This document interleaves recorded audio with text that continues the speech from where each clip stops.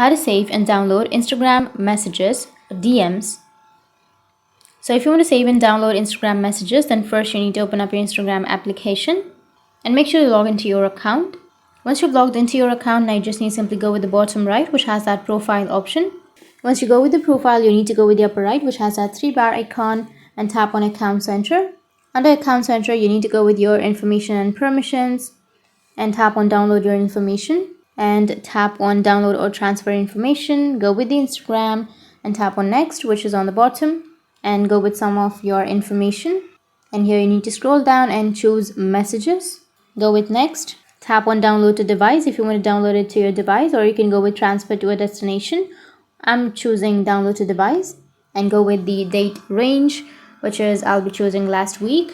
Go with Save and then Notify. You just need to simply choose the mail address, on which mail address you would like to get notified. Go with Format, Media Quality, and then go with Create Files.